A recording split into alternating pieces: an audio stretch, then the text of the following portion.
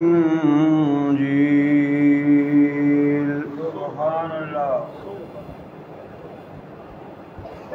یأمرهم بالمعروف وینہاہم عن المنکر ویحل لهم الطیبات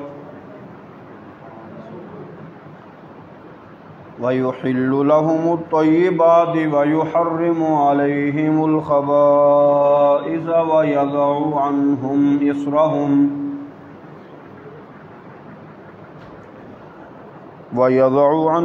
إصرهم والأغلال التي كانت عليهم فالذين آمنوا به وعزروه ونصروه واتبعوا النور الذي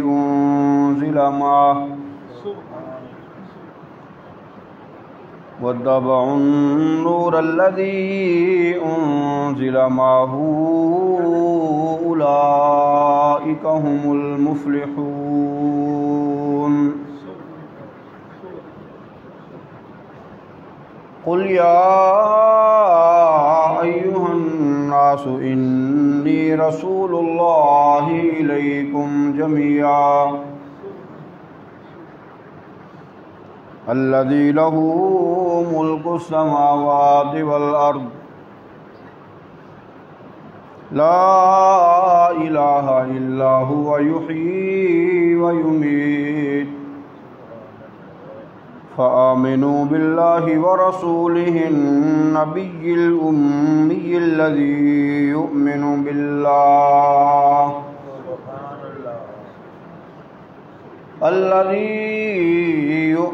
بالله وكلماته واتبعوه لعلكم تهتدون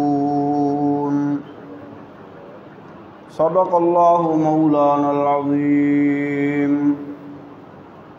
وبلغنا رسوله النبي الأمين الحبيب العظيم الكريم اللهم صل على محمد وعلى آل محمد كما صليت على إبراهيم وعلى آل إبراهيم إنك حميد مجيد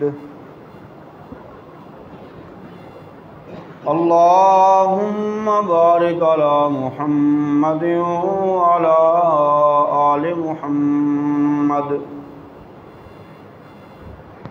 كما باركت على إبراهيم وعلى آل إبراهيم إنك حميد مجيد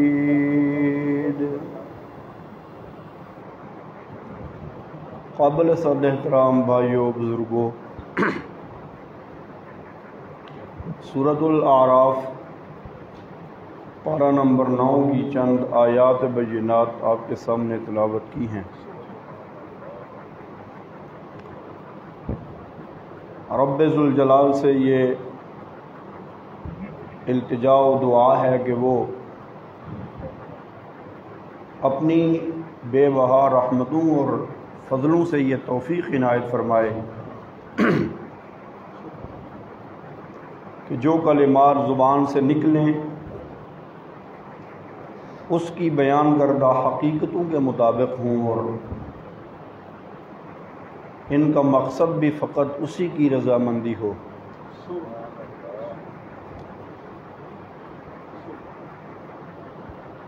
اور ان کلمات کے بعد اللہ ہمیں ان پہ صحیح معنوں میں بغیر کسی حیل و حجت کے عمل کرنے کی توفیق نصیب فرمائے، اور اس محفل مجلس کو اللہ اپنی بارگاہ میں اس طرح قبول کرے کہ یہ ہم سب کے لیے دنیا اور آخرت کی نجات کا سبب اور ذریعہ بن جائے۔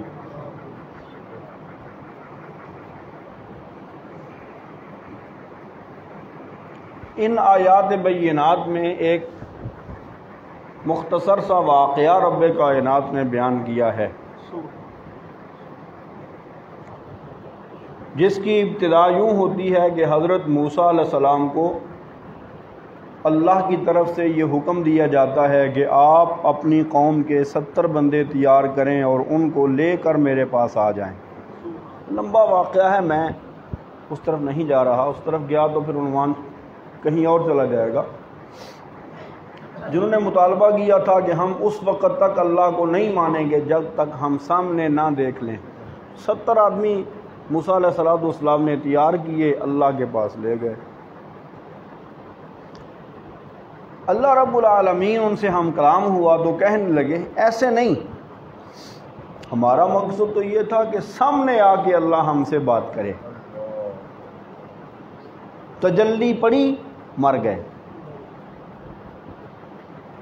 حضرت موسیٰ علیہ السلام فرمانے لگے یا اللہ یہ تو ایک اور مسئلہ بن گیا، میں تو مسئلہ حل کروانے چلا تھا، یہاں تو یہ مر گئے، تو ان کو اس معاملے سے پہلے بھی ہلاک کر سکتا تھا، تجھے تو مجھ پر بھی پوری طرح قدرت حاصل ہے، لیکن یا اللہ یہ جو معاملہ ہو گیا ہے اس میں تو پھر میری قوم میری جان نہیں چھوڑے گی۔ اب کچھ کر۔ اللہ رب العالمین نے فرمایا ٹھیک ہے، ہم ان کو دوبارہ سے زندگی دیتے ہیں۔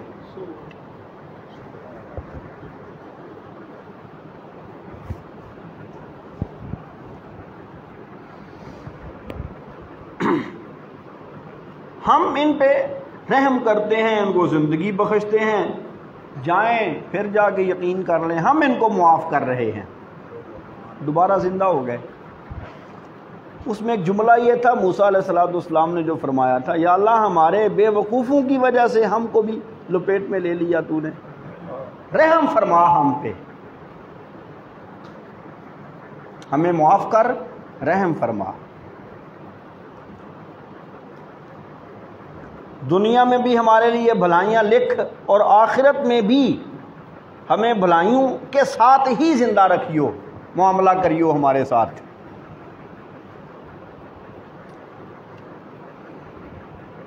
رب کائنات نے جواب دیا ٹھیک ہے، رحمت تو میں دوں گا، وہ تو میرا خاصہ ہے، رحمتی وسعت کل شیء۔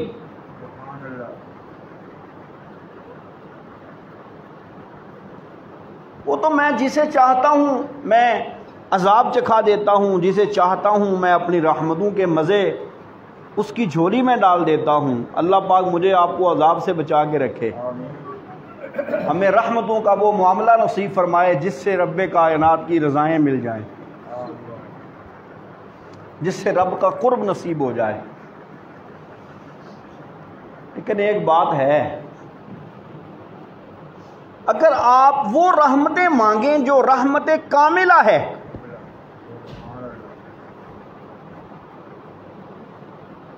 وہ میں آپ کی امت کو نہیں دے سکتا۔ ویسے تو رحمت میری کائنات کی ہر شے پہ وسیع ہے، لیکن وہ رحمت جو میں نے اپنی رحمت میں سے بھی ایک ٹکڑا رکھا ہوا ہے کسی خاص امت کے لیے، اگر آپ وہ کہیں تو وہ نہیں۔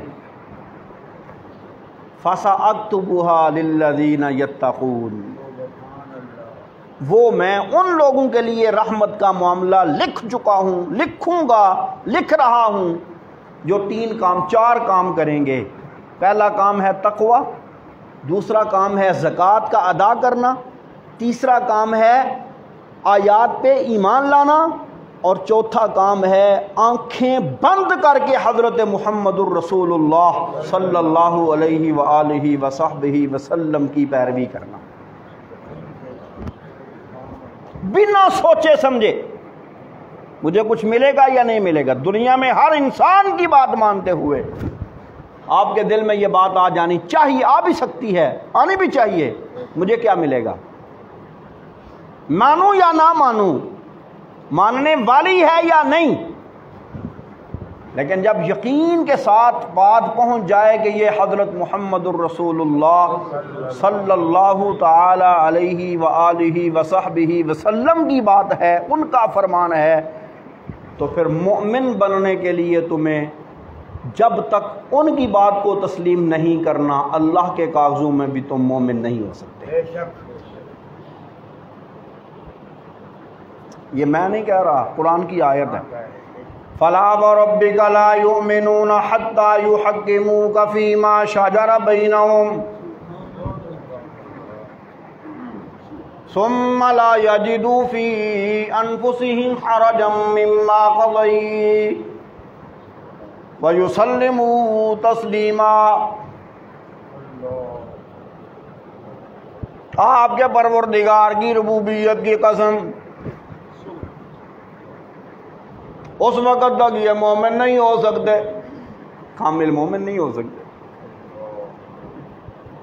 اس وقت تک کا ایمان رب کائنات کی نظروں میں ایمان نہیں جب تک اپنے معاملات میں آپ کو خالص نہ بنا لیں۔ خالص کیا ہوتا ہے؟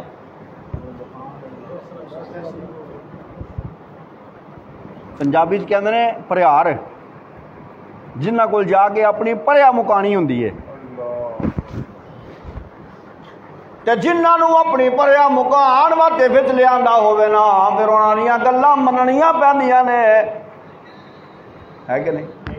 ابا جی آ گئے، ایک محفل اور مجلس میں فیصلہ ہونے لگا، گاؤں کے کچھ لوگ بیٹھ گئے، کچھ باتیں ماننا پڑ گئیں جو ماننی نہیں چاہیے تھی۔ بیٹا باپ سے پوچھنے لگا کیوں من کے آئے ہو؟ نہیں ساجے مننیاں، کیوں مان لی آپ نے وہ باتیں؟ تو باپ کہنے لگا کروں کیا، وہاں مجھ سے منوانے چاہتے تھے وہ بڑے لوگ، مجھے بڑوں کی باتیں ماننی پڑی تھی۔ اندر سے دل تو نہیں چاہتا تھا لیکن بڑا ہونے کے ناطے ان کی باتیں ماننی پڑ گئیں۔ رب کائنات کہتا ہے میرے نبی کے بارے میں ایسا معاملہ نہیں ہونا چاہیے، میرے نبی کے بارے میں ایسا معاملہ نہیں ہونا چاہیے کہ تم یہ سمجھنے لگو کہ دل تے نہیں سی پیا کرتا پر کی کرم مننی پیندی ہے بھی۔ اگر ایسا کیا تو بھی ایمان کا معاملہ نہیں ہے۔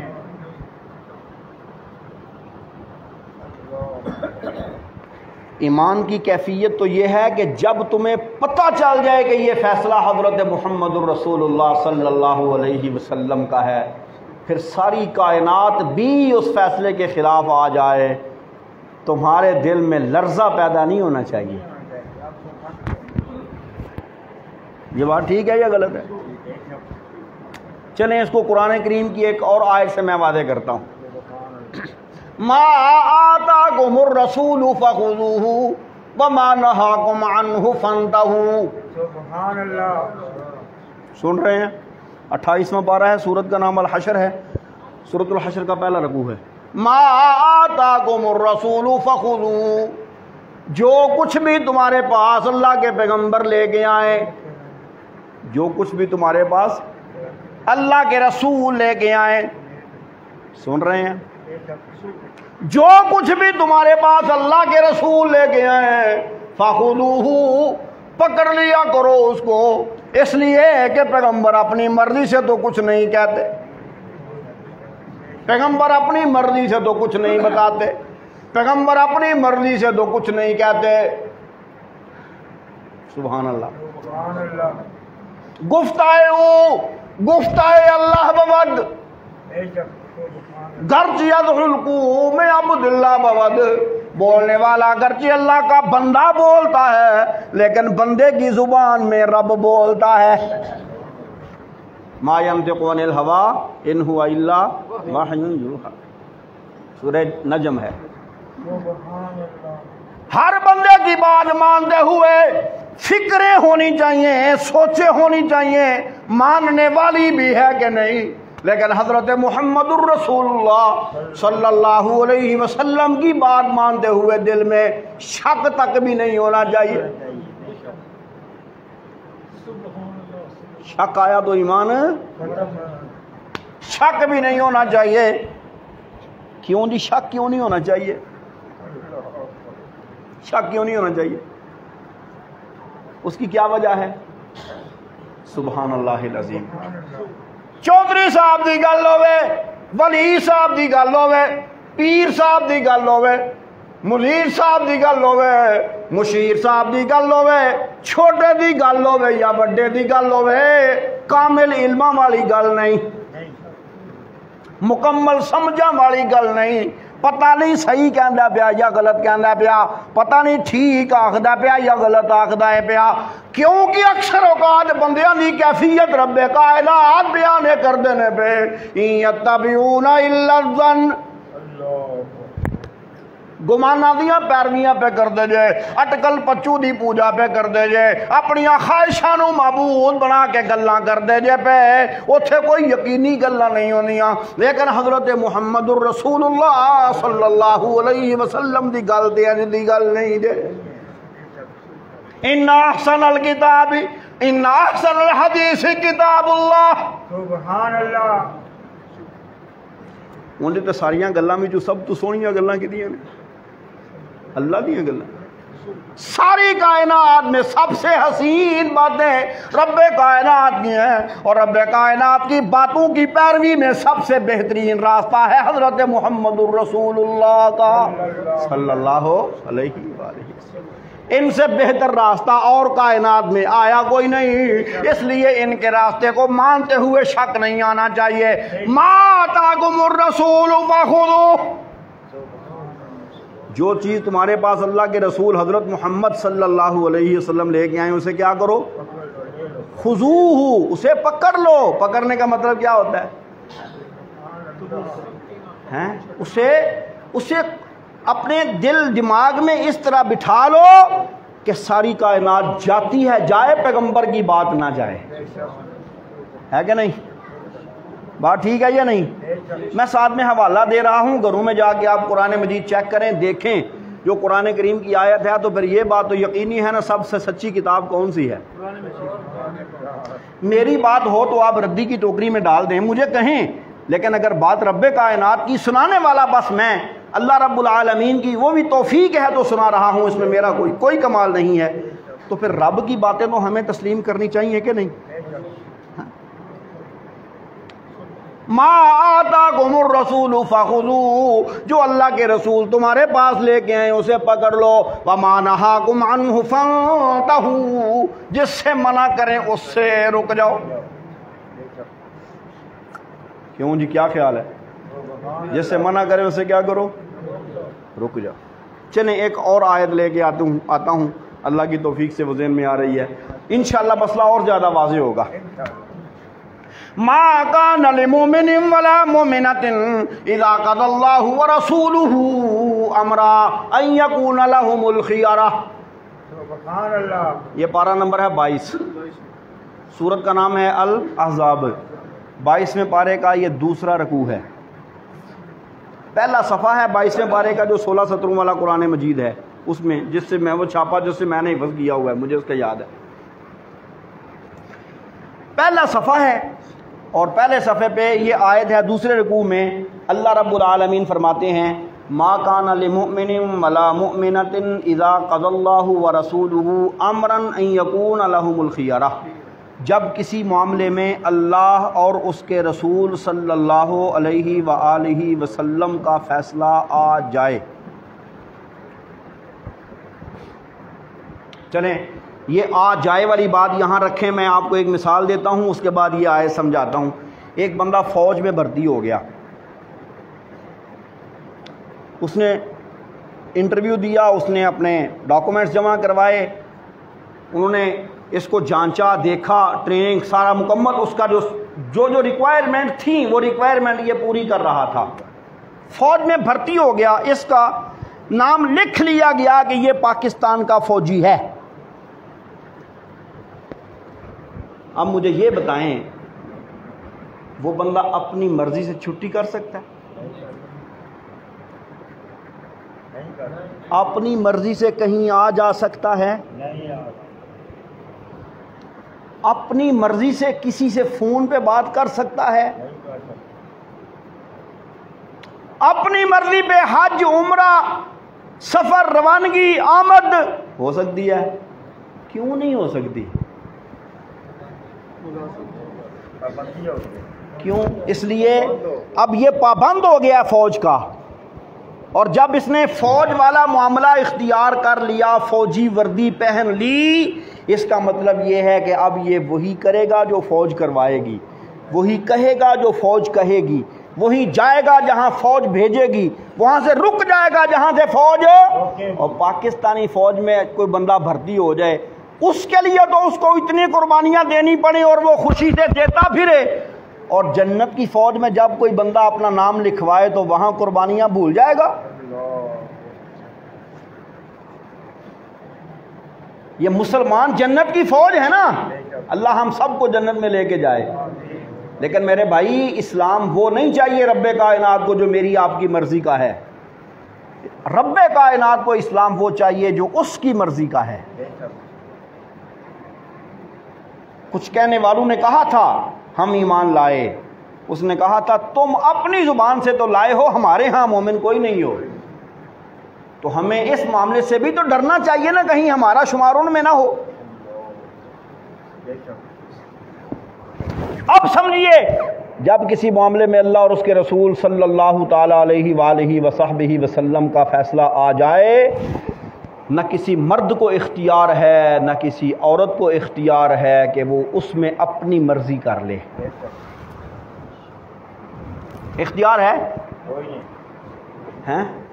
اچھا، پھر میں اور آپ اپنے گریبان میں جھانک کے ذرا دیکھیں تو صحیح نا، ہم کیا کر رہے ہیں۔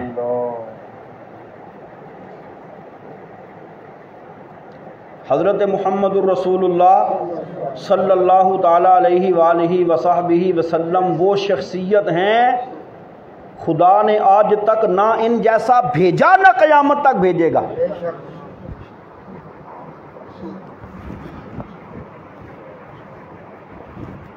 ہم نے مانگا نہیں تھا، خداوند قدوس نے اپنی رحمتوں سے ہمارا انتخاب کیا آقا دو جہاں صلی اللہ علیہ وسلم کی امت کے لیے۔ وہ ہمیں موسیٰ علیہ السلام کے دور میں بھی بھیج سکتا تھا، وہ عیسیٰ علیہ السلام کے دور میں بھی بھیج سکتا تھا، اس کو کون پوچھے؟ کیونکہ سارا اختیار کس کے ہاتھ میں ہے؟ یہ مسئلہ بھی سن لیں، سارا اختیار کس کے ہاتھ میں ہے؟ نہ کوئی اپنی مرضی سے آتا ہے، نہ کوئی اپنی مرضی سے جاتا ہے، نہ کوئی اپنی مرضی سے کرتا ہے، نہ کوئی رکتا ہے۔ یہ ساری کائنات میں سب کچھ، ایک پتے کے ہلنے کا بھی اختیار اگر کسی کے پاس ہے تو کائنات میں صرف ایک اللہ کی ذات ہے۔ یہ جو ہے نا احد سے احمد کو اور احمد سے تجھ کو سب کن مکن حاصل ہیں یا غوث، یہ بکواسات ہیں بس، اس کے سوا کچھ نہیں ہے۔ جو خدائی اختیارات ہیں نا، خدائی اختیارات رب نے صرف اپنے پاس رکھے ہیں، خدا نے اپنے اختیارات کسی کو نہیں دیے۔ اگر دیے ہوتے تو حضرت محمد الرسول اللہ صلی اللہ تعالی علیہ وآلہ وسلم نے انشاءاللہ ہی تو نہیں کہا تھا، بس وہی بند ہو گئی، انتظار کرنے لگے، وہی نہیں آتی۔ جب وہی آئی تو فرمایا میرے محبوب ہم آپ سے ناراض نہیں ہیں، ہم نے آپ کو چھوڑا نہیں ہے، ہم آپ سے پیچھے نہیں ہٹے، لیکن یہ بات ہمارے لیے قابل قبول نہیں ہے، آپ کی زبان سے بھی ہمارے بنا تذکرے نکلیں کسی چیز کے۔ لا تقولن لشیء انی فاعل ذلک غدا الا ان یشاء اللہ۔ آپ بھی جب یہ کہیں گے نا میں کام کل کروں گا تو ساتھ آپ کو انشاءاللہ کہنا پڑے گا۔ تو جو حضرت محمد الرسول اللہ صلی اللہ علیہ وسلم جیسی ہستی اگر ان کو اختیار نہیں دیے گئے ہیں تو کسی اور کو بھی اختیار نہیں ہے۔ جب اختیار ہی نہیں ہے تو بھائی مانگنا کس سے؟ اب میں مثال ایک دیتا ہوں، محکمہ تعلیم میں میں ذمہ دار نہیں ہوں، کوئی بندہ محکمہ تعلیم میں کام کرنے والا مجھ سے چھٹی مانگنے آ جائے، میرا اختیار ہی نہیں ہے، میں چھٹی دینے کا مجاز ہوں؟ میری چھٹی کی کوئی حیثیت ہے؟ میں دے سکتا ہی نہیں، کیوں؟ میرا اختیار ہی نہیں ہے۔ بات ٹھیک ہے یا نہیں؟ تو جب میرا چھٹی میں اختیار نہیں ہے، میں چھٹی نہیں دے سکتا، تو جس کا اولاد میں اختیار نہیں ہے وہ اولاد کیسے دے گا؟ جس کا قسمتوں کے کھوٹا کھڑا ہونے میں اختیار نہیں ہے وہ کسی کی قسمت کیسی کھوٹی کھڑی کرے گا؟ تو یہ سب کے سب اختیار کس کے پاس ہیں؟ حضرت محمد الرسول اللہ صلی اللہ تعالی علیہ وآلہ وصحبہ وسلم کو رب کائنات نے بھیجا، ان جیسا نہ پوری کائنات میں آج تک آیا نہ یہ میری آپ کی خوش قسمتی ہے، اللہ نے ہمیں ان کی امت میں پیدا کر دیا۔ اب جب ان کی امت میں پیدا ہو گئے تو امت میں پیدا ہونے کے بعد پھر ہماری کچھ ذمہ داری بھی ہے یا نہیں؟ وہ جو ذمہ داری ہے نا وہ یہی ہے کہ رحمت کائنات صلی اللہ تعالی علیہ وآلہ وسلم کی بات کے آگے تمہارے پاس اپنا کوئی اختیار۔ اچھا چلیں اب ایک شروع کرتے ہیں، چھوٹی سی، وقت بھی مختصر ہے، علم بھی مختصر سے مختصر ہے، وہ تو اور زیادہ مختصر ہے، اور عمل کی تو بات ہی نہ چھیڑیں، وہ تو ہے ہی کوئی نہیں، لیکن چونکہ اصلاح کی مجلس ہے، اللہ ہمیں ہم سب کو اللہ اپنی اصلاح کی توفیق نصیب فرمائے۔ اصلاح کی مجلس ہے، یہاں بیٹھے جتنے بندے اللہ کے گھر میں بیٹھے بات سن رہے ہیں، میں سب کے بارے میں یہ حسن ظن رکھتا ہوں، میرے دل میں یہ بات سب کے بارے میں ہے کہ آپ میں ہر بندہ حضرت محمد الرسول اللہ صلی اللہ علیہ وآلہ وسلم کے بارے میں وہی جذبات رکھتا ہے جو میں نے بیان کیے ہیں، بلکہ اس سے بڑھ کے کہوں کوئی بندہ ایسا نہیں ہوگا جو حضرت محمد الرسول اللہ صلی اللہ تعالی علیہ وآلہ وسلم سے ساری کائنات سے زیادہ محبت نہ کرتا ہو۔ آپ سب کرتے ہیں، اللہ سب کی محبتیں قبول فرمائے، اللہ ہمیں اس محبت میں سچا ہونے میں اللہ ہماری مدد فرمائے۔ جب ہم سب یہ مانتے ہیں حضرت محمد الرسول اللہ صلی اللہ تعالی علیہ وآلہ وصحبہ وسلم سے احسن، اعلیٰ، ارفع، ازکا، اتقا کوئی نہیں، اور یہ بھی مانتے ہیں کہ ہماری سب سے زیادہ محبت مخلوقات میں اپنے والدین سے، اپنی اولاد سے، بیوی بچوں سے، دوست احباب سے، رشتہ داروں سے، کاروبار سے بھی زیادہ محبت ہماری حضرت محمد الرسول اللہ صلی اللہ تعالی علیہ وآلہ وسلم سے ہے۔ تو بھائی پھر اس سے اگلا سٹیپ ہم سب مل کے اٹھائیں۔ وہ سٹیپ کیا ہے؟ وہ یہ ہے کہ میں اور آپ سب سے پہلے حضرت محمد الرسول اللہ صلی اللہ تعالی علیہ وآلہ وصحبہ وسلم کی سیرت طیبہ کا مطالعہ کریں۔ سیرت طیبہ کا مطالعہ کرنے کا فائدہ کیا ہوگا؟ اس کا فائدہ یہ ہوگا کہ ہمیں پتہ چلے گا ہمارے آقا صلی اللہ علیہ وآلہ وسلم کون تھے، کیسے تھے، کہاں سے آئے، کس نے بھیجے، کیا پیغام دیا، کیا کام کرتے تھے، کس کام کو کرنے کا حکم دیا، کس سے منع کیا۔ اب جب تک بھائی ہم کسی چیز کو جانتے ہی نہیں ہیں، میڈیکل جو یہ ڈاکٹری والا معاملہ ہے، طب والا جو معاملہ ہے، میں اس کو جانتا ہی نہیں ہوں، تو کوئی بندہ میرے پاس آئے اور آ کے مجھے کہے یار میں بیمار ہوں، ویسے تو پاکستان میں اٹ پٹیاں کی نے، جس بندے سے آپ تذکرہ کریں وہ کوئی نہ کوئی نسخہ آپ کو بتا ہی دے گا، جس بندے سے کسی مسئلے کا تذکرہ کریں وہ کوئی نہ کوئی فتویٰ آپ کو دے ہی دے گا۔ یہ ہمارے ہاں نیم حکیم بھی بڑے ہیں، نیم ملا بھی بڑے ہیں، لیکن نیم حکیم خطرہ جان اور نیم ملا خطرہ ایمان، اللہ ان دونوں سے بچا کے رکھے۔ میں نہیں ہوں ڈاکٹر، میڈیسن کے بارے میں نہیں جانتا۔ ایک بندہ میرے پاس آ کے مجھ سے کہتا ہے یار میں بیمار ہوں، ایمانداری سے بتائیں میں اس کو کسی نسخہ کے لکھ کے دینے کا مجاز ہوں؟ نہیں۔ بھلا کیوں؟ میرے پاس علم ہی کوئی نہیں۔ فرض کر لو ایک غیر مسلم آ کے مجھ سے پوچھتا ہے بتاؤ بھائی تمہارے پیغمبر کیسے تھے، کیسے تھے، کون تھے، کہاں کہاں رہے، کہاں کہاں کتنی کتنی دیر رہے، وہ پوچھنا چاہتا ہے ہمارے پیغمبر صلی اللہ علیہ وآلہ وسلم کا تعارف مجھ سے، اور میری آگے سے زبان ہو جائے بند۔ میں ان کو صرف یہ بتا پاؤں ان کا وہ نام ہے ان کا، مکہ میں رہتے تھے، مکہ کہاں ہے، مدینہ کہاں ہے، مدینہ میں کیوں گئے، کب گئے، کتنی دیر سے گئے، مکہ میں کتنی دیر رہے، نبوت کا دورانیہ کتنا ہے، قرآن کے نزول کا دورانیہ کتنا ہے۔ رحمت کائنات صلی اللہ علیہ وآلہ وسلم کے پردادا جی کا کیا نام تھا، بیٹیوں کے نام کیا تھے، بیویوں کے نام کیا تھے، ہم بتا سکتے ہیں؟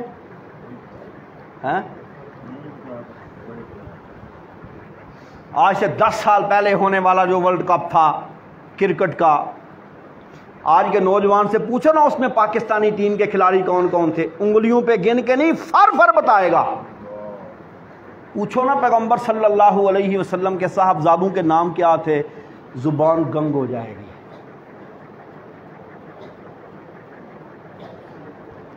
اچھا کبھی اس میں ہم نے غور کیا کہ ہم اس میں پیچھے کیوں ہیں؟ جو قوم اپنے اسلاف کو بھلا دیتی ہے نا، اسلاف کے تذکرے بھلا دیتی ہے نا، وہ قوم تباہ ہو جاتی ہے۔ اور ہمارے یہ جو اسلاف ہیں یہ صرف اسلاف نہیں ہیں، یہ تو ہماری جان ہے، لیکن ہمیں ان کے بارے میں بنیادی معلومات بھی ہیں۔ معاشرتی طور پہ پتہ کر لیں آپ، میں پڑھاتا رہا ہوں کالج میں، میں پڑھاتا رہا ہوں، اب میٹرک پڑھے ہوئے بچے کو کم از کم اتنی سینس تو ہونی چاہیے کہ 4 کتابیں کس پہ نازل ہوئیں، مشہور کتابیں ہیں نا۔ ہمارے دور میں تو چھوٹے چھوٹے بچوں کو یہ چیزیں یاد ہوتی تھی، لیکن یہ میٹرک کے پڑھے ہوئے بچے جب فرسٹ ایئر میں میرے پاس آئے، میں نے سوال، یہ خود میرے ساتھ یہ معاملہ پیش آیا، میں نے پوچھا تورات کس پہ نازل ہوئی ہے، پتہ ہی کوئی نہیں۔ تم تورات کی بات کرتے ہو یونیورسٹیوں میں، رب کا نہیں پتا لوگوں کو، رب کون ہے؟ یہ بے دینی کے سیلاب کے پیچھے کبھی آپ نے غور کیا کون ہے؟ میں ممبر پہ بیٹھا ہوں، بڑی ذمہ داری کے ساتھ یہ بات کرنے لگا ہوں، آپ کو میری بات سے اختلاف ہو تو 100 بار ہو، لیکن میں اپنی بات پہ پوری طرح پورے وثوق کے ساتھ یہ بات کرتا ہوں، جو ہمارے بچوں میں دین کی اویئرنیس نہیں ہے نا، اس کے ذمہ دار میں اور آپ خود ہیں۔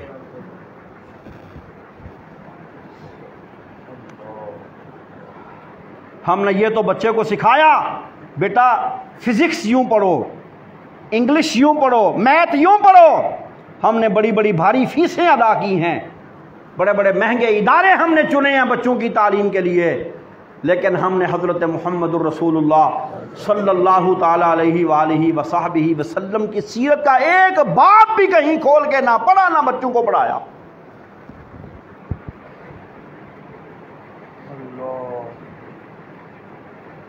اس لیے بھائی کہتا ہوں، سب سے پہلے حضرت محمد صلی اللہ علیہ وسلم کی سیرت طیبہ کا مطالعہ کرو۔ اور میں یہاں ایک مشورہ دینے لگا ہوں، علماء کرام تشریف فرما ہیں، ماشاءاللہ بہت اچھے طریقے سے یہ قرآن کریم کی وہ خدمت کر رہے ہیں، اللہ ان کی وہ خدمت اپنی بارگاہ میں قبول کرے۔ میں بڑا خوش ہوتا ہوں ان کا وہ جو دیکھتا ہوں، سنتا ہوں، کبھی کبھی اللہ تعالیٰ توفیق دیتے ہیں، حاضری بھی ہوتی ہے، یہ پکڑ کے یہاں بٹھا دیتے ہیں، اللہ اپنی بارگاہ میں سب کی کاوشیں قبول کرے۔ میرا مشورہ یہ ہے کہ یہاں جہاں آپ قرآن کریم پڑھا رہے ہیں وہیں 2 منٹ کے لیے کوئی سیرت کی کتاب شروع کرے جس میں نبی کریم صلی اللہ علیہ وآلہ وسلم کی حیات طیبہ کا تذکرہ شروع سے آخر تک ہو، بے شک 2 منٹ لگیں، درس ہو وہ 2 منٹ کا، وہ جیسے تعلیم ہوتی ہے نا، وہ تعلیم کی طرح ایک کتاب شروع کر لے، اس کا آدھا صفحہ پڑھیں، اس کی 2 لائنیں پڑھیں، اس کا ایک واقعہ پڑھیں، اس کا ایک ورق پڑھیں، لیکن وہ پڑھیں، شروع کریں۔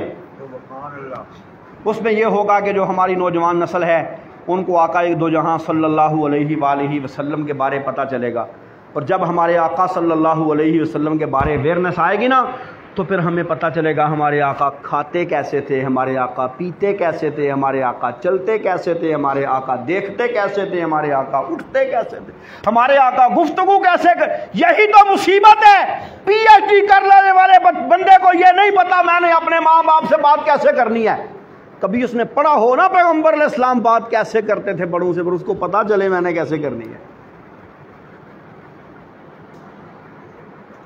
تعلیم تہذیب سکھاتی ہے جینے کا سلیقہ، تہذیب یہی ہے۔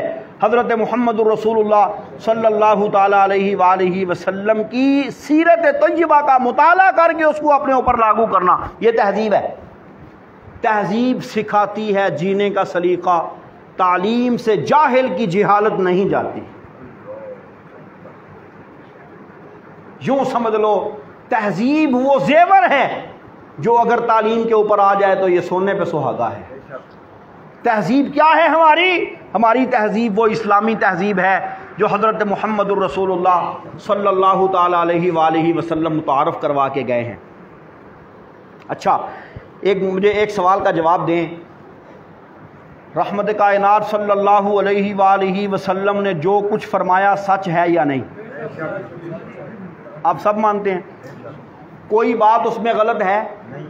کوئی نقصان کی، کوئی بات کمی کی، کوئی بات ایسی جو زمانے بعد میں آنے والے زمانے کے لوگوں کے لیے ناکافی ہو؟ ہر اعتبار سے میرے پیغمبر صلی اللہ علیہ وسلم کی جو حیات طیبہ ہے نا وہ کامل ہے، اکمل ہے۔ نہیں یقین آتا تو قرآن پڑھ لو، لَقَدْ كَانَ لَكُمْ فِي رَسُولِ اللَّهِ أُسْوَةٌ حَسَنَةٌ۔ کون کہتا ہے؟ رب کہتا ہے یقیناً تمہارے لیے رسول اللہ صلی اللہ علیہ وآلہ وسلم کی حیات طیبہ میں بہترین نمونہ موجود ہے۔ میں اس کی تھوڑی سی وضاحت اپنے ناقص علم کی روشنی میں کرنے کی کوشش کرتا ہوں، اللہ تعالیٰ توفیق دے اور اللہ اسے اپنی بارگاہ میں قبول کر لے۔ میں سمجھتا ہوں میری زندگی کے جتنے بھی رنگ ہیں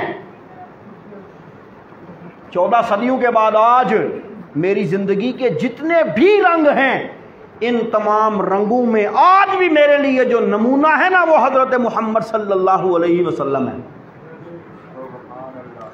میں نے بیٹا کیسے بننا ہے، میں نے والد کیسے بننا ہے، میں نے شوہر کیسے بننا ہے، میں نے کاروباری کیسے بننا ہے، میں نے ملازمت کیسے کرنی ہے، میں نے کسی کا دکھ درد کس طرح اپنے اندر محسوس کرنا ہے، میں نے رشتہ داروں کے ساتھ کیسے سلوک کرنا ہے، میں نے پڑوسیوں کے ساتھ کیسے سلوک کرنا ہے، میں نے چھوٹوں کے ساتھ کیسے گزارا کرنا ہے، میں نے بڑوں کے ساتھ کس طرح کا معاملہ کرنا ہے، میں نے اپنے ہمسایوں کے ساتھ، میں نے اپنے استاد کے ساتھ، میں نے اپنے شاگرد کے ساتھ، میں نے اپنے زمانے کے لوگوں کے ساتھ، میں نے غریبوں کے ساتھ، یتیموں کے ساتھ، مسکینوں کے ساتھ کیسا سلوک کرنا ہے، میرا لوگوں کے بادشاہوں کے ساتھ معاملہ کیسا ہونا چاہیے۔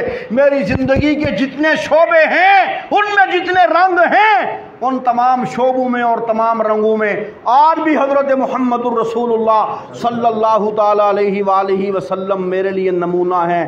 لیکن مصیبت یہ ہے مجھے پتہ ہی نہیں میرے نبی کا نمونہ کیسا تھا۔ بچوں سے بات کیسے کرتے ہیں، نبی پاک علیہ السلام نے نمونہ دیا یا نہیں دیا؟ ہمارا جو سٹائل بچوں کے ساتھ بات کرنے میں اب نقل نہیں اتار سکتا، مصیبت ہوتی ہے اور وہ معاملہ مناسب بھی نہیں ہوتا، لیکن جو ہمارا بچوں کے ساتھ بات کرنے کا سٹائل ہوتا ہے نا وہ آپ مسجد میں نماز کے وقت دیکھ لیا کریں۔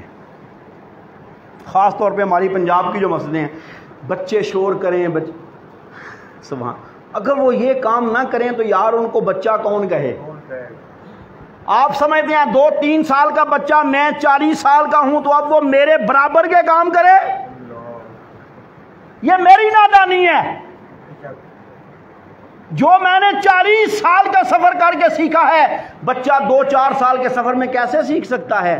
جب وہ سیکھ نہیں سکتا تو پھر آپ کو نہیں خیال آتا کہ اس چھوٹے سے بچے کو آپ کیسے کہہ رہے ہو اور چپ کر کے بیٹھ دفعہ ہو جا مسجدوں پر۔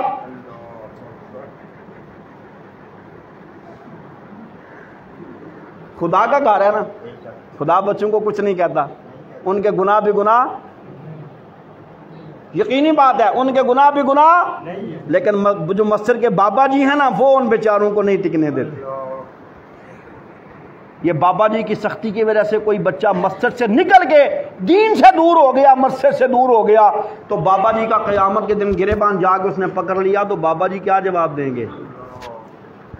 میرے نبی نے رویہ دیا ہے بچوں کے ساتھ بات کرنے کا، کیسے تھا؟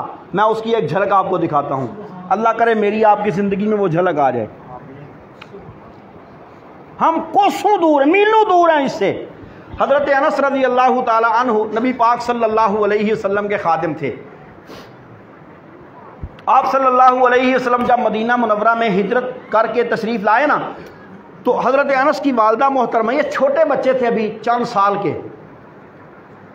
یہ جیسے 8-7 سال کا بچہ، 6 سال کا بچہ، تو ظاہر بات ہے گھروں میں کام کی ضرورت ہوتی ہے، کوئی چھوٹا بچہ ہو تو کام کر کے.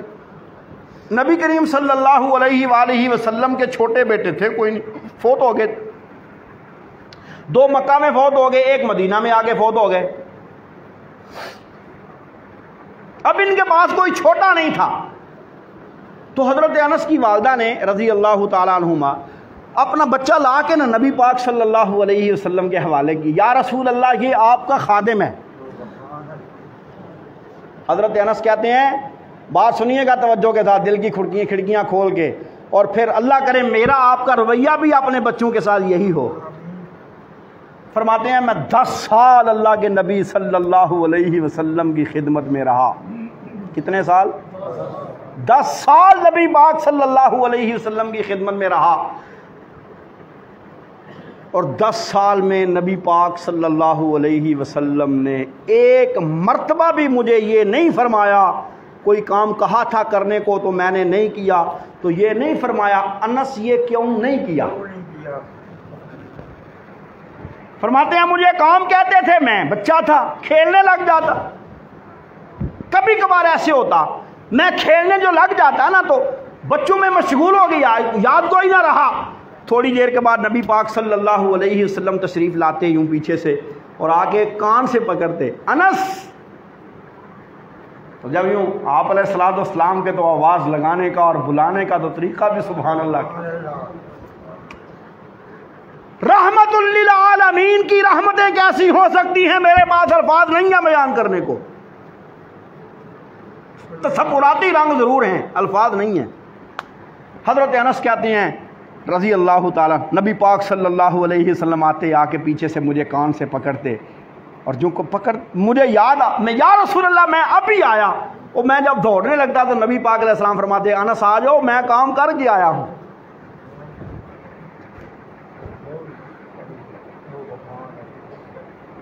یہ سنانے کی باتیں نہیں ہیں، صرف ان کو اپنے بچوں پہ اپلائی کیجئے. یہ نمونہ سیرت ہے رحمت کائنات صلی اللہ علیہ وسلم کا. ازواج مطہرات کے ساتھ معاملہ کیا تھا؟ میرا آپ کا بیوی کے ساتھ معاملہ کیا ہے؟ ہم میں سے اکثر جاہل بے وقوف وہ یہ سمجھ، وہ بیوی تے جتی ہے نا پیر دی، جنو دل کرے بدل لو. کہتے ہیں کہ یہ ہمارے ہاں لوگ بیویوں کو ان کا پورا حق دینے کے لیے تیار نہیں ہوتے. آؤ دیکھو رحمت کائنات صلی اللہ علیہ وسلم کی حیات طیبہ میں. میری جب شادی ہوئی نا تو جوانی بھی تھی، سارا اس وقت پڑا ہوا بھی تھا، نیا علم تھا اور جذبہ بھی تھا ایک. تو شادی کے ابتدائی ایام میں نا میں کوشش کرتا تھا اپنی بیوی کے ساتھ بیٹھ کے کھاتا. ہم اکٹھے ایک برتن میں کھاتے. تو ہمارے ایک بزرگ تھے، وہ عورت تھی، وہ بڑی نالاں ہوئی مجھ سے، بڑی ناراض ہوئی مجھ سے. یہ کیا کرتا ہے تو؟ اب ان کی دلیل کیا تھی؟ انہوں نے کہا یہ تو عورت کے برتن سے جو پانی پی رہا ہے نا، اس پانی کے پینے کی وجہ سے تو محفل میں بات نہیں کر سکے گا. میرا جواب پتہ کیا تھا؟ میں نے کہا تھا میرے نبی صلی اللہ علیہ وسلم سے بڑھ کے محفل میں بات کوئی نہیں کر سکتا. میرے نبی وہاں سے پانی پیتے تھے جہاں سے حضرت عائشہ کا منہ لگا ہوتا تھا. ہم نے کبھی یہ محبت دی اپنی بیوی کو؟ ایک شوہر ہونے کے ناطے حضرت محمد الرسول اللہ صلی اللہ تعالی علیہ وآلہ وسلم نمونہ ہے میرے آپ کے لیے. ایک باپ ہونے کے ناطے سیدہ فاطمہ الزہرا رضی اللہ تعالی عنہ آتی ہیں، بیٹی ہے، رحمت کائنات صلی اللہ علیہ وآلہ وسلم کھڑے ہو کے اپنی بیٹی کا استقبال کرتے ہیں.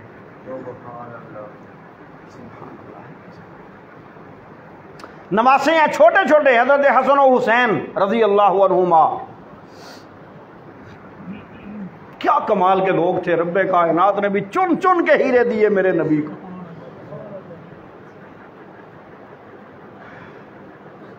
حضرت حسن و حسین رضی اللہ عنہما کے نام میں اتنی مٹھاس ہے تو ان کی سیرت میں، کردار میں، شخصیت میں کتنی مٹھاس ہوگی۔ جزاک اللہ۔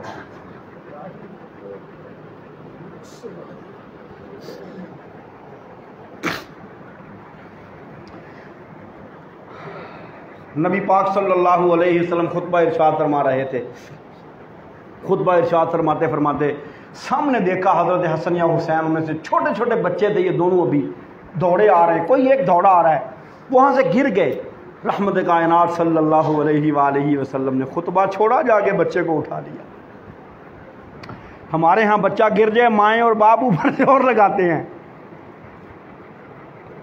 یہ نمونہ نہیں ہے۔ چلیں یہ تو گھر کی باتیں ہیں، اس میں بہت ساری چیزیں ایسی ہیں جو بیان کرنے کی ہیں لیکن میرے پاس وقت نہیں ہے، انشاءاللہ پھر کبھی عنوان بنا کے اس کو کوشش کروں گا۔ جو چیزیں اس سے بھی زیادہ ضروری ہیں وہ، اچھا مجھے بتائیں نبی پاک صلی اللہ تعالیٰ علیہ وآلہ وصحبہ وسلم کی زندگی ہر اعتبار سے مکمل ہے یا نہیں؟ بے شک بے شک، اعلیٰ ہے یا نہیں؟ احسن ہے یا نہیں؟ کوئی کمی جو نبی پاک علیہ السلام میں آپ کو نظر آتی ہو، کوئی بندہ کھڑا ہو کے کہے میں کہتا ہوں میں نے نہیں دیکھا نبی پاک علیہ السلام کو، آپ نے نہیں دیکھا نبی پاک علیہ السلام کو، جس نے دیکھا ہے وہ گواہی دے کے کہتا ہے میرے لال، میرے محبوب، ساری کائنات بھی دیکھنے کے بعد میں کہتا ہوں تجھ سے ایسا حسین میں نے کائنات میں نہیں دیکھا۔ احسن منک لم تر قط عینی اجمل منک لم تلد النساء خلقت مبرئا من کل عیب کانک قد خلقت کما تشاء، کسے مائیو جیا سونا نہیں جنیا جویں اپنی مرضی مطابق کو بنیا، صحب پر نفاست پھلاں دا صحرا میں قربان اللہ محمد دا چہرہ صلی اللہ علیہ وسلم۔ مصور نے بس انتہا کر دتی، بڑی ریج دے نال تصویر کٹی، حسینہ جمیلاں دا مکھ موڑ دتا، محمد بنا رب قلم توڑ دیا صلی اللہ علیہ وآلہ وسلم۔ اچھا اتنی حسین سیرت اور صورت والے انسان کے چہرہ انور پہ داڑھی تھی یا نہیں؟ بے شک، کیوں جی؟ آپ رکھیں یا نہ رکھیں یہ بات کی بات ہے، وہ آپ کا مسئلہ ہے، میرا مقصد سمجھانا ہے، بتانا ہے۔ مجھے آپ چھوٹی سی بات یہ بتائیں، سب سے حسین جو کائنات کا چہرہ ہے مخلوقات میں وہ حضرت محمد صلی اللہ علیہ وسلم کا ہے یا نہیں؟ بے شک، اور اس حسین چہرے پہ داڑھی تھی یا نہیں؟ بے شک، سبحان اللہ، میری آپ کی کیوں نہیں ہوتی؟ اللہ، اچھا ایک بات یہ بھی یاد رکھیں، یہ داڑھی بڑی سیانی ہے، داڑھی بڑی سیانی ہے، زنانیاں نو نہیں ہوندی، جنیاں نو ہوندی ہے۔ کہیں بات کرنے کی بات ہو نا، جرت سے بات کرنے کی بات ہو تو لوگ کہتے ہیں جنا بن، ہیں میں مرد میدان ہوں، لوگ کہتے ہیں کہ نہیں وہ مرد ہو تو بھائی داڑھی تو مردوں کو آ رہی ہے، عورتوں کو تو آتی نہیں ہے۔ مجھے داڑھی آئے اور میں اس کو کاٹ کے پھینک کے کہوں نہیں میں تو زنانی بننا ہے، بھائی دنیا میں اگر کہیں سے آپ کو یہ بات کہیں سے کسی جگہ سے کسی ضعیف سے ضعیف روایت سے بھی ملتی ہے کہ رحمت کائنات صلی اللہ تعالیٰ علیہ وآلہ وسلم نے اس کی اجازت دی ہو، مجھے بھی بتائیے گا۔ لیکن میں تمہیں ان روایات کی روشنی میں بتا رہا ہوں جن کو صحاح ستہ کے اماموں نے نقل کیا اور جن کے سچا ہونے میں کوئی شک نہیں۔ رحمت کائنات صلی اللہ تعالیٰ علیہ وسلم نے فرمایا تھا داڑھی کو بڑھاؤ، مونچھوں کو ترشواؤ، اور جو لفظ ہے نا وہ ہے داڑھی کو معاف کر دو، داڑھی کو کچھ نہ کہو، داڑھی کو معاف کر دو۔ لیکن میں اور آپ یہ بات ماننے کے لیے تیار ما کان لمؤمن ولا مؤمنۃ اذا قضى الله ورسوله امرا ان يكون لهم الخيرہ، مسلمان کے لیے تو اختیار کوئی نہیں ہے، اپنی مرضی کرنی ہے تو پھر اسلام والی بات چھوڑ دو۔ ہمارے ہاں لباس پہننے والے پہنتے ہیں اپنی مرضی سے، جو چاہا پہن لیا، جیسا چاہا پہن لیا۔ لباس میں بھی نبی پاک صلی اللہ علیہ وآلہ وسلم کی سیرت طیبہ موجود ہے کہ نہیں؟ لباس پہننے کا مطلب ہے ستر ڈھکا ہوا ہو، ساتر ہو لباس، کامل ہو لباس۔ ساتر کا مطلب یہ نہیں ہے کہ صرف رنگ نظر نہ آ رہا ہو، ساتر کا مطلب یہ بھی ہے کہ جسم کی جو بناوٹ کے معاملات ہیں وہ اس طرح پوشیدہ ہوں کہ کسی کے جسم کی بناوٹ کے معاملات نہ مرد کے نظر آئیں نہ عورت کے نظر آئیں۔ آج میرا اور آپ کا لباس کیسا ہے؟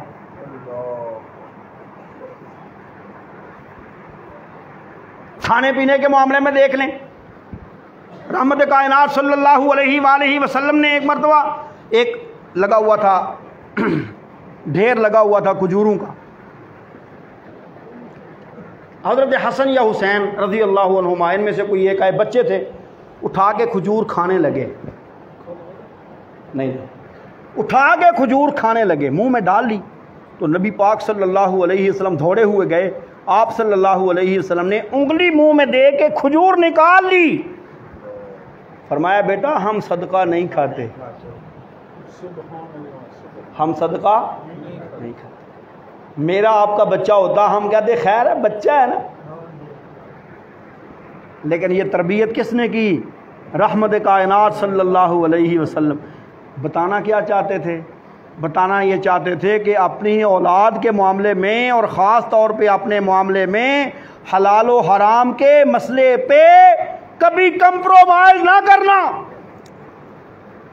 فرمایا ایک دور آئے گا، صحیح حدیث ہے، فرمایا ایک دور آئے گا پیسہ کمانے والے کو یہ فکر تو ہوگی کہ پیسہ آئے، لیکن یہ فکر نہیں ہوگی کہ حلال ہے یا حرام ہے۔ اور آج ہمارے ہاں صورتحال بالکل یہی ہے، ہمیں جہاں کہیں سے پتہ چلے پیسہ مل رہا ہے، ہم یہ نہیں سوچتے حلال ہے یا حرام ہے۔ آج کل تو مصیبت ہے، بس پیسے کا اس قدر شوق بڑھ گیا، بھائی یہ پیسہ نری تباہی ہے۔ کیسے میں آپ کو بتاتا ہوں، جب حضرت عمر رضی اللہ تعالیٰ عنہ کے دور میں ایران فتح ہوا نا، تو ایرانیوں کے جو مال غنیمت کے معاملات تھے، جو غنیمت کا مال تھا بے بہا مال تھا، اتنا سونا، اتنی چاندی، اتنے زیورات، کیا کیا اس میں اتنی قیمتی چیزیں تھیں نا، علامہ الحفیظ اونٹوں پہ لاد کے وہ مدینہ میں لائی گئیں۔ مدینہ منورہ میں یوں مال غنیمت پڑا ہوا ہے، صحابہ خوش ہو رہے ہیں، ایران فتح ہو گیا، مال غنیمت آ گیا، حضرت عمر رو رہے ہیں، حضرت عمر رو رہے ہیں۔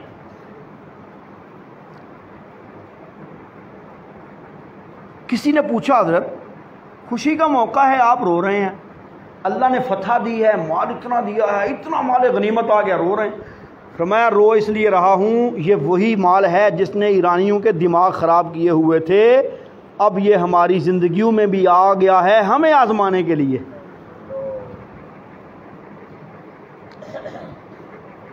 حضرت ابوبکر رضی اللہ تعالیٰ عنہ کو ایک پیالہ پیش کیا گیا، اس میں شہد تھی اور کچھ شہد ملا، پانی تھا، کچھ اور بھی تھا شاید۔ رونے لگے۔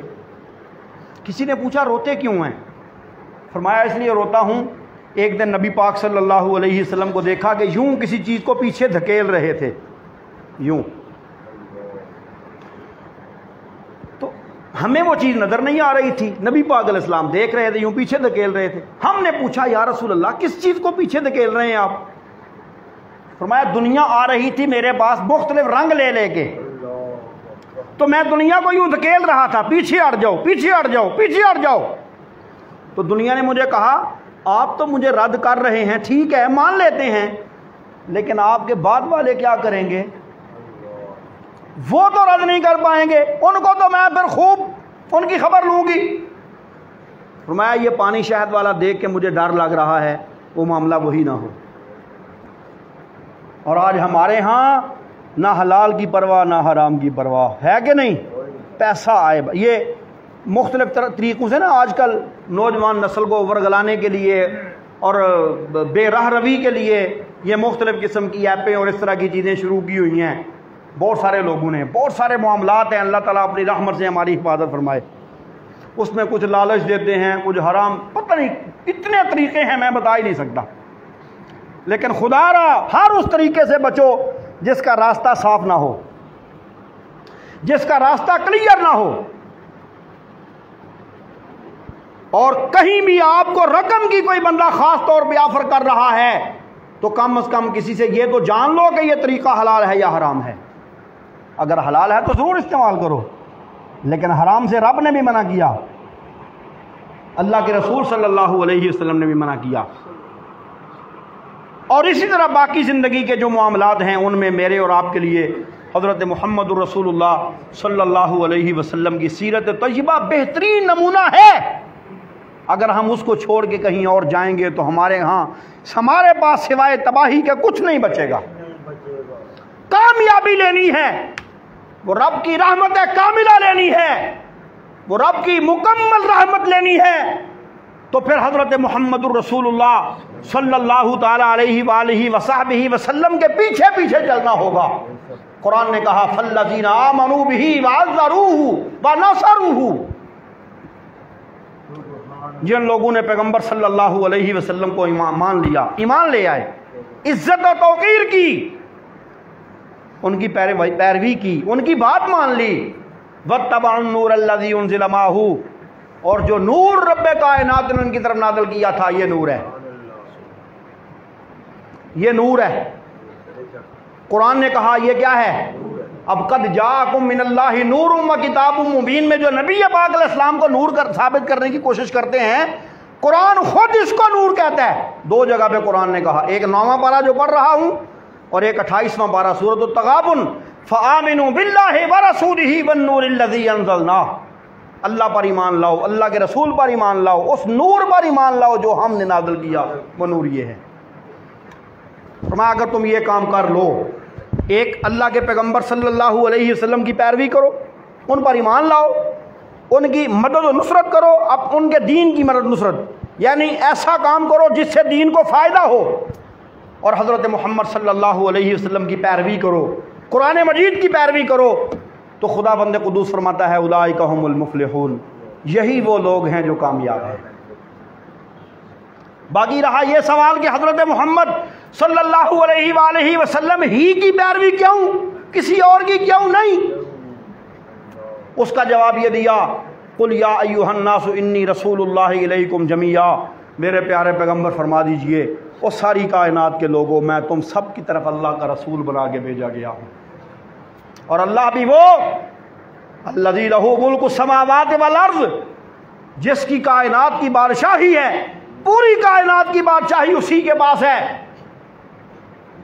لا الہ الا ہوا یحیی و یمیت، اس کے سوا کوئی معبود نہیں، زندگی بھی وہی دیتا ہے، موت بھی وہی دیتا ہے، تو زندگی اور موت کے درمیان کے جتنے کام ہیں وہ بھی سب کے سب اسی کے کنٹرول میں ہیں۔ اس لیے پوجا صرف اسی ایک اللہ کی کرو۔ جب پوجا صرف ایک اللہ کی ہوگی، اطاعت حضرت محمد الرسول اللہ صلی اللہ تعالی علیہ وآلہ وسلم کی ہوگی، تو دنیا جہان کی کوئی بھی چیز تمہیں کامیابی سے روک نہیں سکے گی۔ اللہ تعالیٰ مجھے آپ کو عمل کی توفیق دے۔